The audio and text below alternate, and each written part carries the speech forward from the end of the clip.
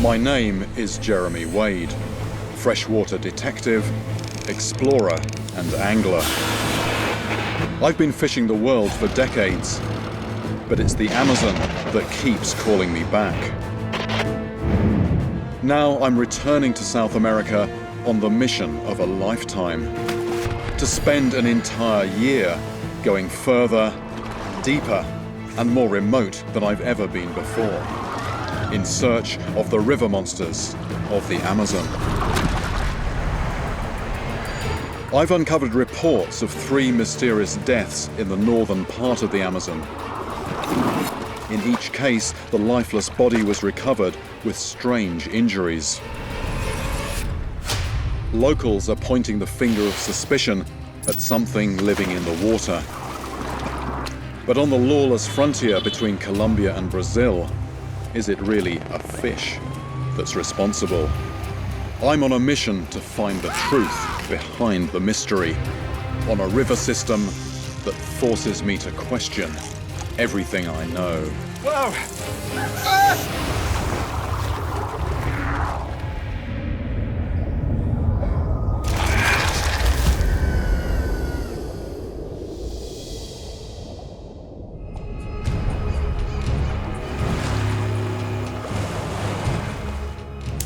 I've based my career on investigating extraordinary claims from all over the world. Pack hunter massacres, underwater flesh rippers, even tales of men swallowed whole. But nowhere seems to hold as much intrigue and mystery as right here in the Amazon. 3 bodies in 3 Amazon countries, 3 unexplained deaths, 1 deadly signature. But what was responsible? The 3 attacks occurred in the region of the Amazon where Brazil, Peru and Colombia meet. Leaving my boat at the Brazilian port of Tabatinga, I'm on the trail of my first case. A bizarre death at a rural school just 10 miles away.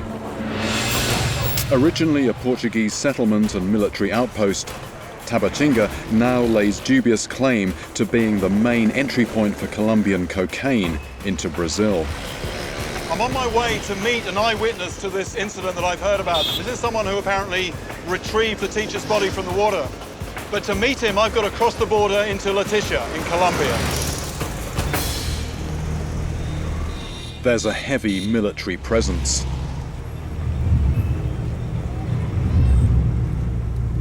And my claim that I'm crossing the border in search of a fish raises some eyebrows. Is it okay? Okay, obrigado. I'm allowed to pass and continue to the school where the incident occurred, where a man named Walter is waiting for me. Walter was just a boy when it happened. The man who died was his teacher. And Walter leads me down to the riverbank where the body was recovered. Habíamos 24 chicos que estábamos jugando fútbol. There were 20-odd lads playing football in front of the school.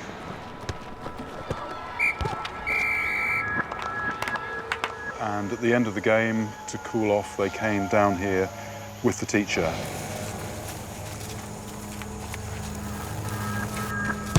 It's been years since it happened, but as Walter talks, it's almost as if it were yesterday.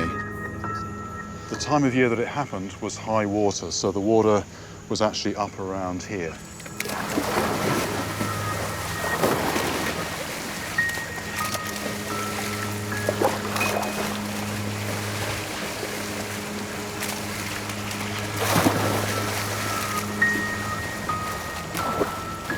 Walter and his friends swam for a while before venturing into the forest, leaving their teacher in the water.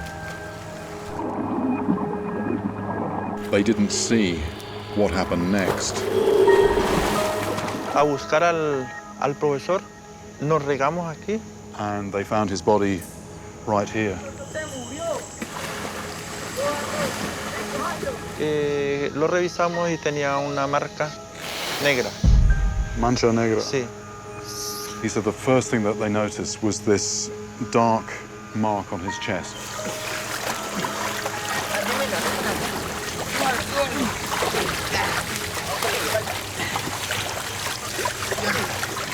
Was that almost like a bruise, like something hit him?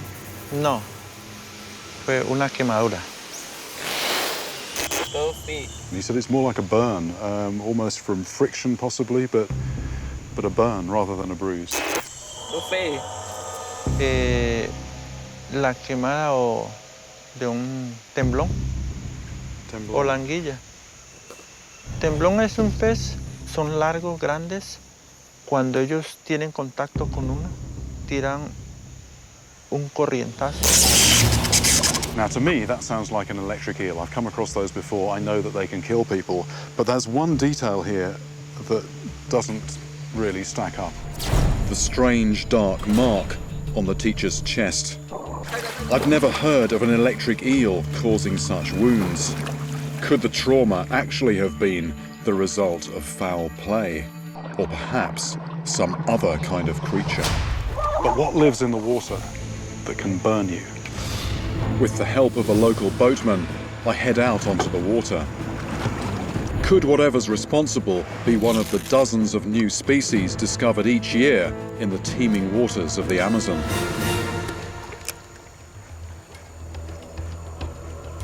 Within minutes, there's activity. Right, there was a tug, and that's now missing its tail. That was a piranha, it's taken that off. Piranhas are an all too familiar problem when fishing the Amazon, but I have a solution. I switch to a tough plastic lure. Hopefully, I'll have more luck with this.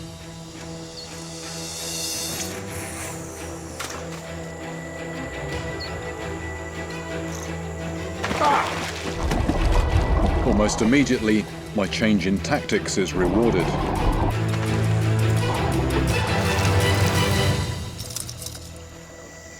Very aggressive piranha there, taking this very noisy, large lure on the surface. It's a perfect opportunity for an experiment. Right. I'm just going to see if we can demonstrate how sharp those teeth are. This is 300-pound breaking strain Kevlar, the same material used to make bulletproof vests. Just get some in here. 8. That's impressive. Its teeth slice effortlessly through the Kevlar. But what about woven steel? Huh. It's a sobering reminder of the flesh-slicing potential of these prolific predators. On those rare occasions when piranhas do attack, it's death by 1,000 cuts. Walter described his teacher's wounds in quite some detail, and there was no mention of bite marks, blood, or injury dealt by human hand. This is just flesh and bone. It just goes to show what an arms race it is under the water here. Could that arms race have produced a fish capable of inflicting these mysterious injuries? I've heard about a second unusual death, this one more recent. Tomorrow, I'll track down the witness. Daybreak, I leave Colombia and take a boat into Peruvian territory, to the island of Santa Rosa, where last year another attack occurred, bearing the same deadly signature. The victim was this man's younger brother. Jack leads me to the rear of the family home. This is where they found the body. It was a normal day, just like any other. His brother was told by his father to go and check a fishing net that was set some way away.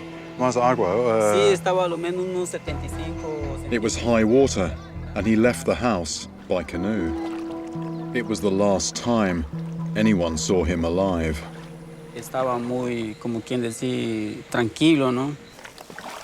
And then some time later, the rest of the family just realized it's been a while, he should be back by now.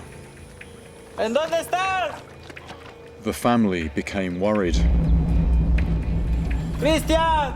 Jack suddenly noticed that the canoe was floating empty.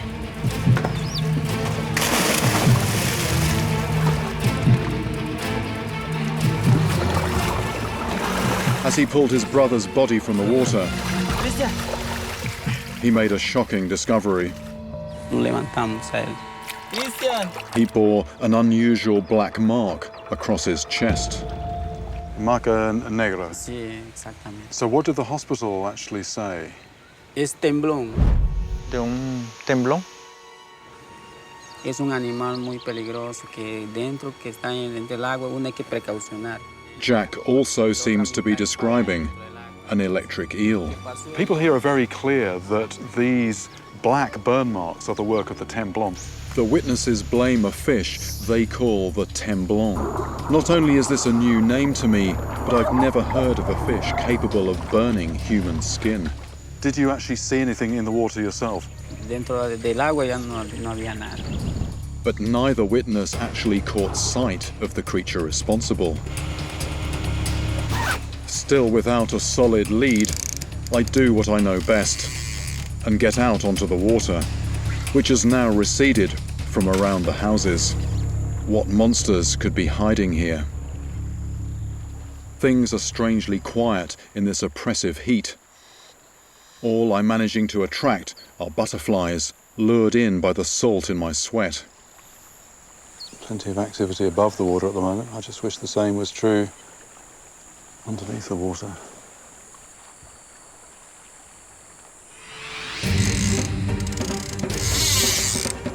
Could whatever's on my line shed light on the stories I've been hearing? What was I saying? That's quite surprising.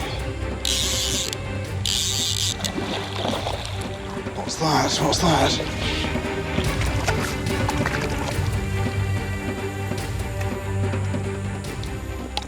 Good. This is called a surubim. I'm actually holding it quite firmly because on this fin here, there's a very, very sharp spine, and it's actually got backward-facing barbs coming down it as well. So if it wriggles and sticks that in you, it's actually pretty painful. Which I know all too well. The spines are coated in a sticky mucus, which causes severe pain. This is a fish that can stab you, it can draw blood, but no way can this cause the wounds that I've been hearing about, those burn marks. It's a good sign though, something's starting to move. There's no shortage of Amazon fish that can inflict injury. From piranhas with their razor-sharp teeth, and catfish with their wicked spines, to venomous stingrays and monsters with mouths big enough to swallow you whole. But the wounds being described are baffling. Nothing I've ever seen could cause those.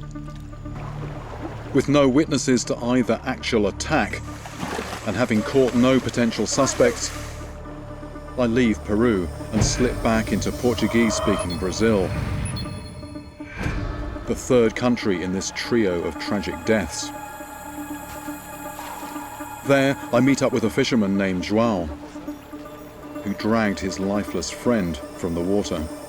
Primeiramente, ele deve não, uma bolinha aqui. Now this is something that is consistent with those other two stories I heard. There were dark marks on the body, looking just like burn marks. Pode contar para mim exatamente o que aconteceu? Primeiramente, dia 5 de setembro. João and his friend made their way through the forest to a lake they'd fished many times before.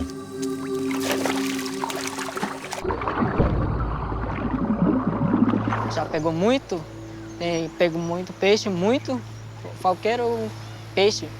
They'd already caught a lot of fish, but they decided to just fish a little bit more. It was a decision that would prove fatal. bem. João is holding the net while his friend is actually paying it out.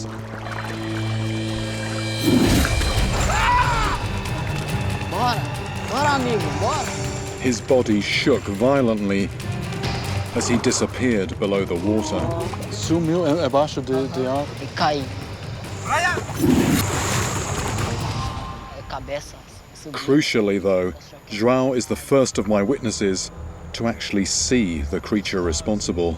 João says what he actually saw was something coming out of the water and wrapping around his friend's head. Scaring the creature off with his spear, Tá, o homem já tá morto. João recovered the body of his friend.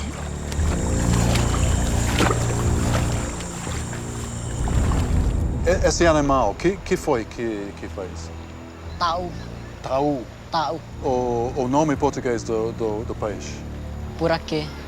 Poraque. Now that is exactly the same as what in Colombia and Peru they call the temblon and what we know in English as the electric eel. All three descriptions completely challenge what I know about the electric eel. Back in Tabatinga, I have a lot to think about, and I run through what I have learnt so far. I'm right at the border here between three countries, Brazil, where I'm sitting, Peru, across the river, and just up the riverbank, heading upstream, Colombia. And I've now heard a story from each place. So 3 countries, 3 unexplained deaths, 3 mysteries. And with the countries this close together, permeated by the same waterway, it's not impossible that they're going to be linked. Crucially, though, I now have an eyewitness. João is a fisherman and says he saw with his own eyes an electric eel attacking his friend. I know from my previous investigations that they can not only kill humans, but large animals too. Their powerful shocks cause paralysis that can lead to drowning. They even have the power 400 to 500 volts. to induce a fatal heart attack. But an animal with the power to burn flesh seems impossible to me. I need more evidence, so I head towards what is usually a hotbed of information, the fish market.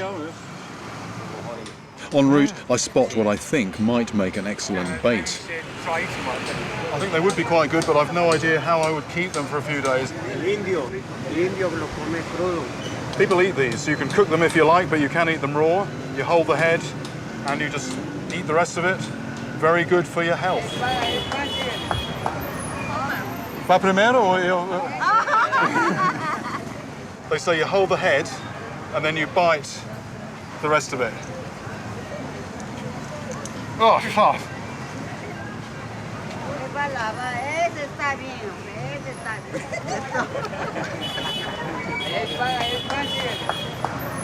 It's like pure protein soup.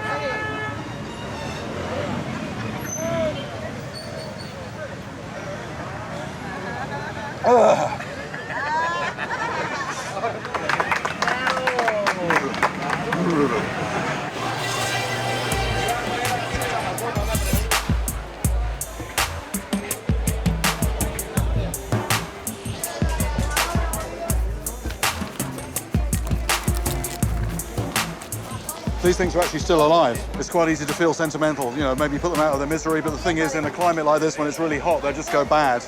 So you want them to stay fresh to eat.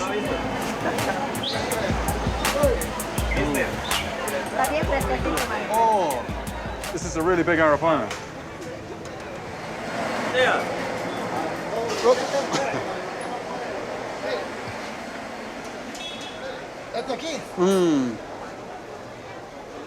Harpoon. Right, he's pointing to a hole in its back, and he reckons this was actually harpooned. Right. También. Also, okay. Hey, we can just do it. Just about get it off the ground, 2 of us.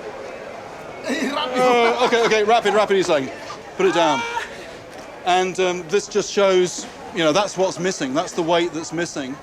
All of its guts its gills, its head, and also the scales. All the scales, they add up to a lot of weight as well. They're very heavy, almost bony scales. A formidable river monster in its own right. Very roughly, we're talking about a fish here that alive would have weighed about 400 pounds. A fish capable of using its massive size and weight as a battering ram. But not of causing the strange lesions I keep hearing about. Was that almost like a bruise, like something hit him? No. Fue una quemadura. I ask the fisherman if he knows of any recent incidents, and he directs me to a medic who apparently examined the body of a young man bearing just such injuries. I waste no time and head straight to her clinic. Could she have the answers I need to explain the telltale marks scorched into the victim's skin? Pode descrever para mim o jeito das marcas? Mas também eu pude ver, veja só. Dr. Dacey reviews her old case notes. Pescador indígena. The body of an indigenous fisherman was brought to her clinic.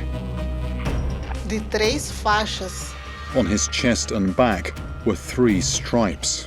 como se fosse fio elétrico. She said it's almost as if a thick electric cable had been wound round the body.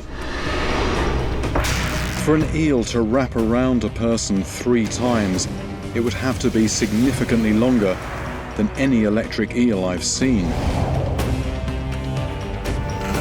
Soon after birth, the eels develop electric organs running the length of the body, leaving little room for muscle. They can't wrap or coil around things like a snake can. Could the marks, in fact, be bruising? Ter batido? No. Podia passar até o dedo em cima, via a pele torrada. She says absolutely no doubt about it. This was a burn, it wasn't a bruise. On close inspection, it was almost as if it had been fried or toasted.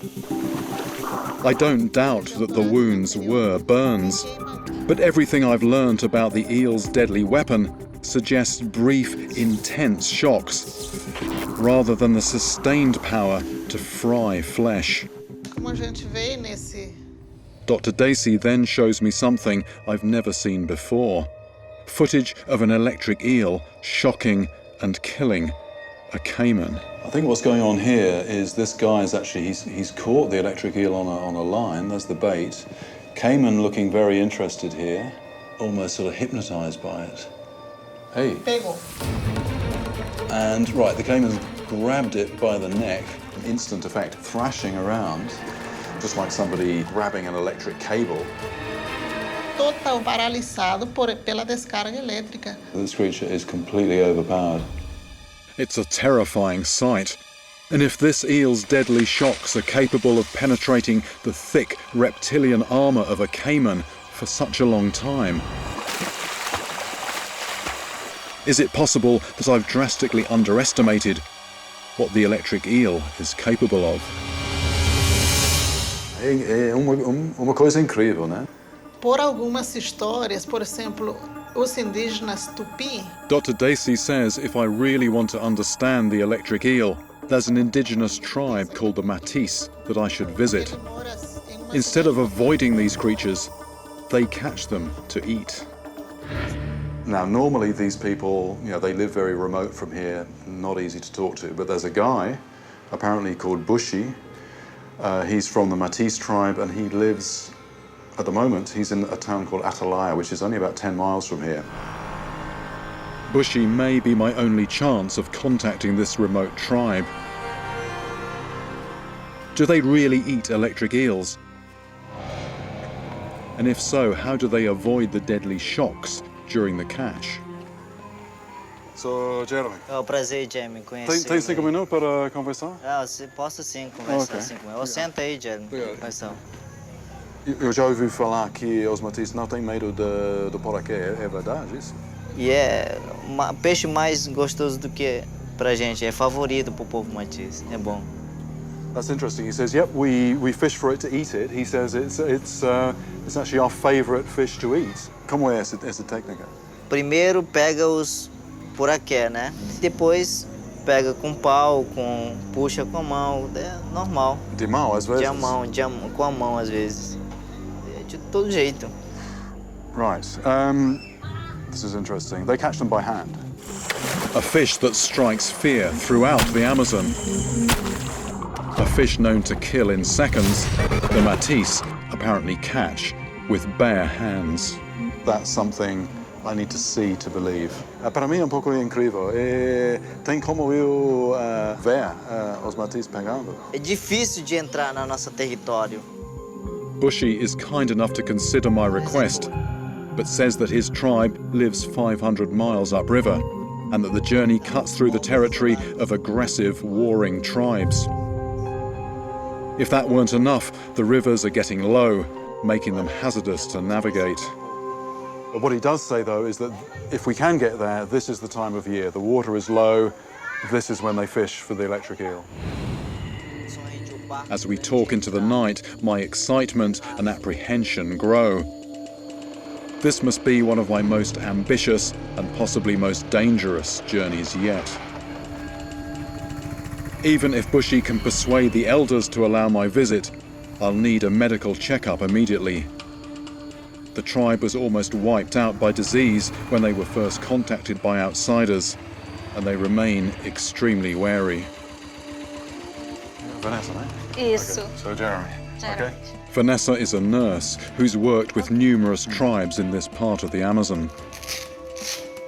She examines me thoroughly for any sign of infection. Even something as simple as a common cold could have disastrous consequences for the tribe. Engole. Okay. Yeah, that looks like a clean bill of health. No obvious signs of any infections that I might pass on. So, okay for me to go and visit the Matisse. The water level is continuing to drop, exposing hazardous tree roots and rocks. There's no time to waste. I decide to leave at first light and head as far as the government base on the edge of the reserve, where I hope permission will be waiting for me. Packing light is not an option. Everything for the arduous trip ahead must come with me and my camera crew. Just the barrels of fuel to get us there weigh in at well over a ton. It's a long and tiring trip, but just a fraction of what might lie ahead. If Bushy's request for permissions has been denied, my journey and investigation are over. It's a big gamble, but with every hour I'm edging closer to the Matisse and their extraordinary knowledge of the electric eel.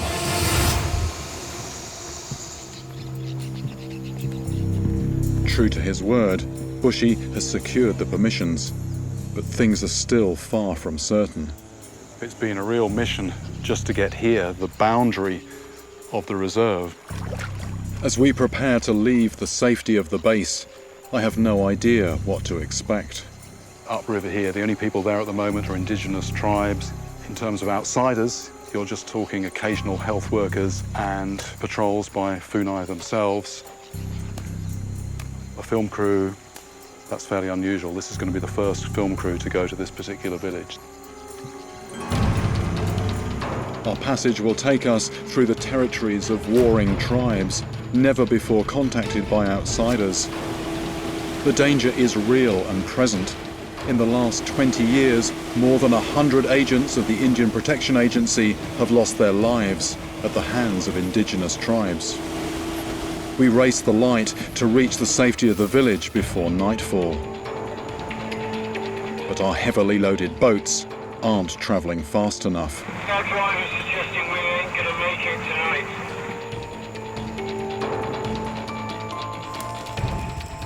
We basically run out of daylight. The village apparently is not very far, but nobody knows exactly how far, and the thing is it's going to be dark very soon, so rather than risking travelling at night, and particularly in hostile territories, we decided to just come in on this beach and camp, which is not an ideal situation. To have come so far and to be so close is incredibly frustrating. We prepare a simple camp, and I try to get some sleep.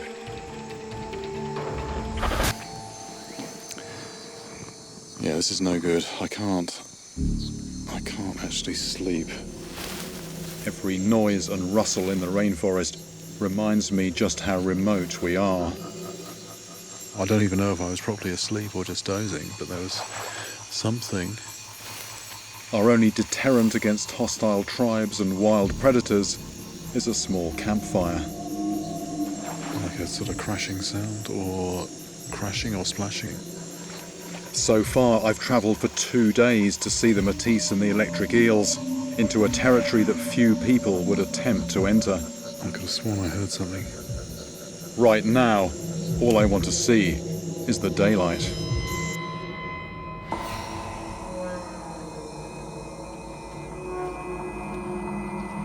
After a restless night, the early morning light reveals that I wasn't imagining things. Those are fresh jaguar tracks. The likelihood of seeing jaguar in the Amazon is practically zero. The likelihood that one will see you, very likely. With no time to dwell on my close encounter, I push on, deeper into the Brazilian Amazon than I've ever been before. Will the Matisse share their secrets with me and help me unravel the mystery I'm investigating? My apprehension grows as I finally approach the village. Members of the tribe have gathered on the banks to greet me.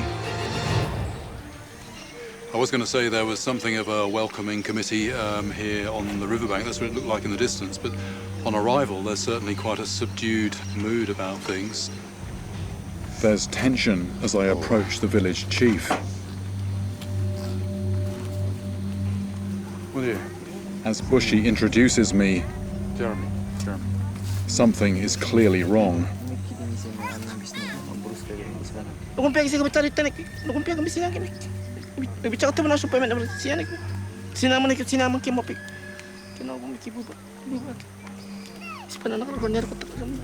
I may not speak the language, but it's very clear that the chief is deeply distressed.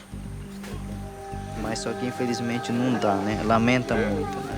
Someone from the village has been taken ill and isn't expected to survive the night.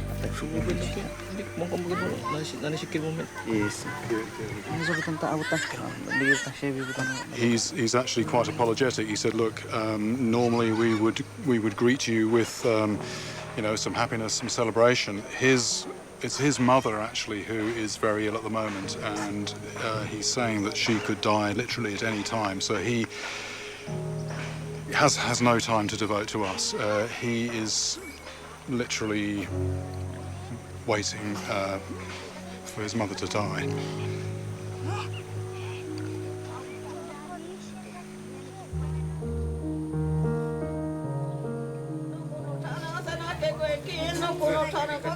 The tribe gathers in the community longhouse for a vigil.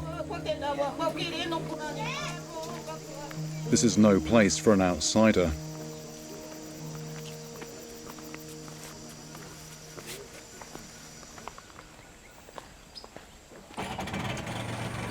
Bushy introduces me to Ifan, who agrees to take me upriver with a family travelling to another village. All thoughts of the electric eel slip to the back of my mind as I prepare my gear.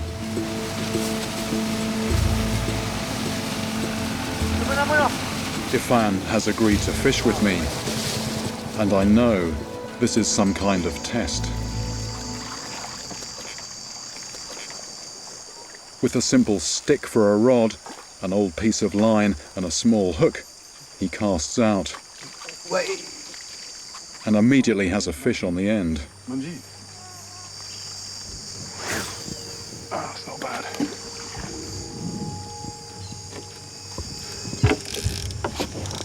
Oh! Could I too have something on my first cast? That's a good sized fish. I'm hoping to earn the trust and respect of the tribe. And the best way to do that is to supply a meal. Familiar trembling of the knees when you've got a good-sized fish on. I'm just going to loosen off the drag here. About to see it in a second, about to see it in a second. No, we're not. The thing about fish living in muddy water, you get them near the surface, and as soon as they're in the light, they detect the light, and they kick and they go. There it is, there it is.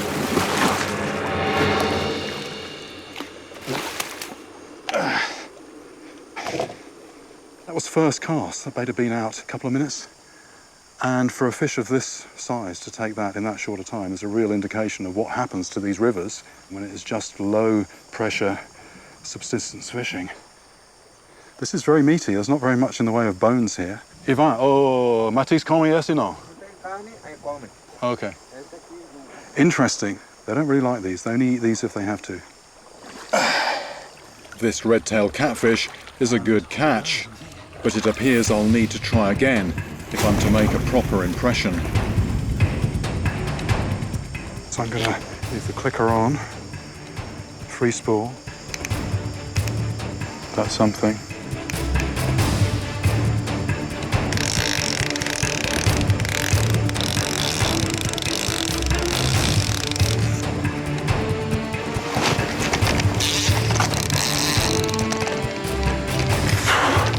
That's under a branch by the feel of it.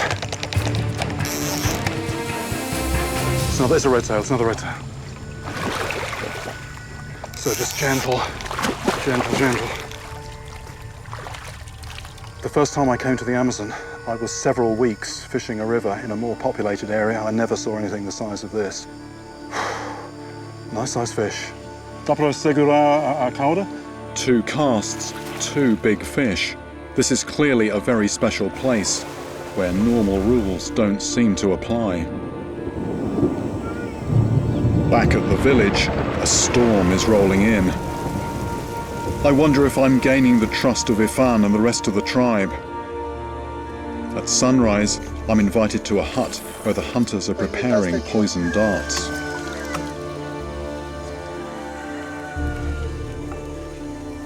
They're reducing it right down to a sort of black treacle. Could it be that they're starting to share their secrets with me? Piranha. Yeah. He's cutting a little notch in the dart. This goes in and it snaps off. And the thing about the poison, it's so powerful. I mean, what would normally just be a flesh wound, just like a thorn going in you, whatever. This poison is clearly very powerful, the way they're handling it.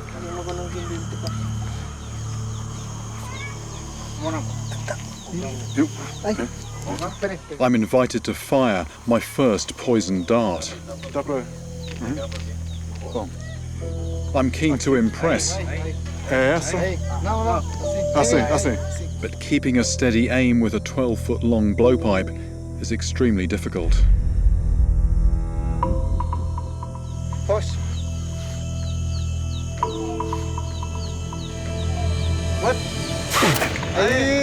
Acertou? Acertou. I hit the tree from here. I hit the tree trunk. It's about a foot down from where I was aiming. I reckon that's got to be about 50 feet from where I fired it.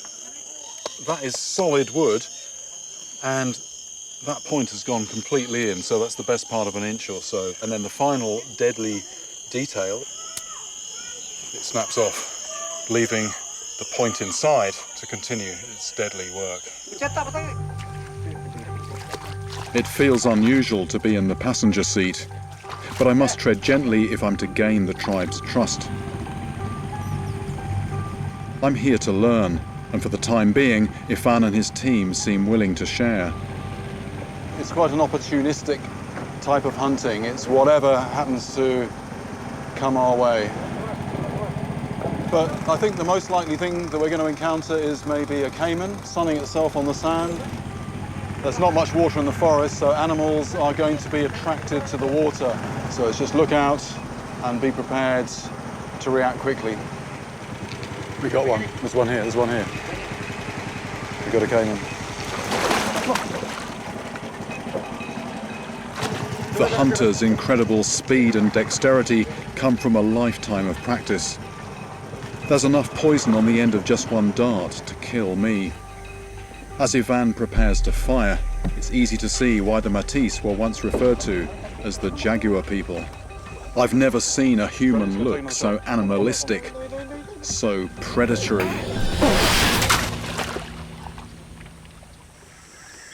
So I'm guessing the poison is taking effect. It's not completely paralysed, but it's incapacitated. It's going to come up at some point. The whole mood has sort of changed. There was quite a bit of excitement in terms of getting the shot in. Now, it's just waiting. As the Cayman resurfaces, further deadly darts are fired. Got it. The more poison they can get into its bloodstream, the quicker it will succumb. They don't want to lose this valuable meal.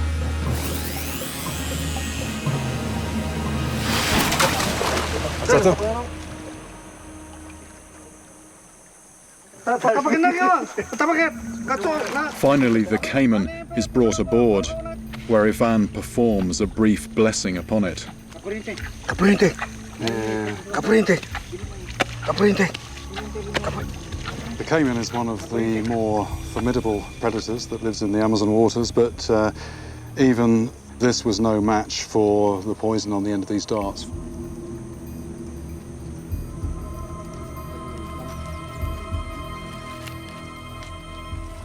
Looking at this, I am reminded very vividly of the Cayman that I saw in the video clip that was considerably bigger than this, which grabbed hold of an electric eel and within a matter of moments was immobilized. So the electric eel managed to do in a matter of seconds what it took these guys to do in over an hour. Can the Matisse really handle these creatures without falling foul of their lethal shocks? Hopefully, I'm one step closer to finding out. On my return, I learn from Bushy that I've been granted an audience with the village shaman. It's said he wields mysterious powers, including the ability to protect the hunters from the eel's deadly shocks.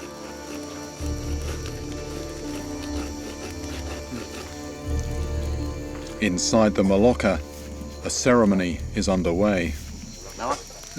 The shaman asks me to explain what it is I hope to learn here. If somebody from outside who's not Matisse, somebody like me, were to try this kind of fishing, what might happen?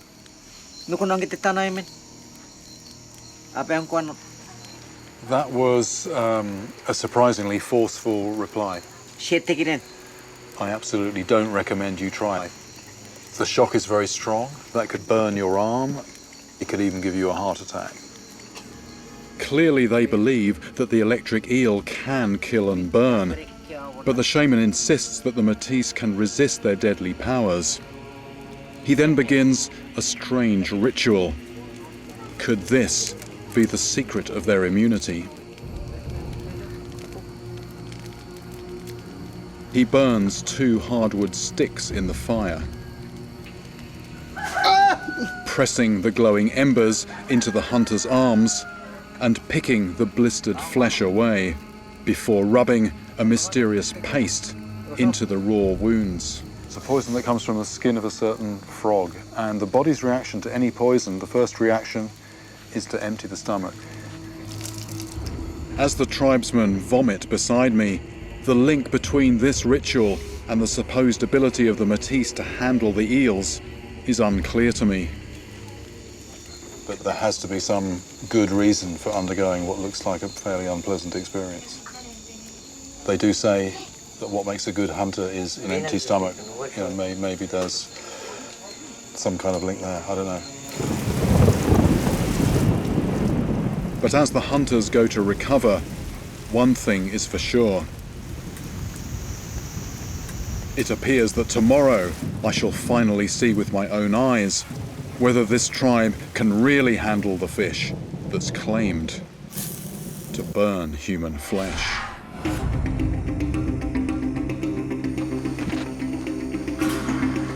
The hunters rise early and, focused on their task, leave me struggling to keep up. Overnight rain has turned dust into mud, and I worry whether the water has risen, making it impossible to find an eel, let alone catch one. We're going to the other side of the river. Not straight across, apparently we're going a little way upstream. What a little way is, I don't know exactly. I suspect a little way could even be an hour. Such concepts start to lose meaning here. We make our way a little upriver.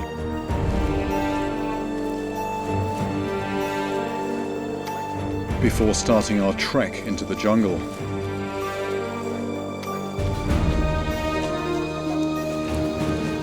I'm no stranger to dense tropical forest, but Ivan seems to slip through the undergrowth without effort. We're heading off the path now.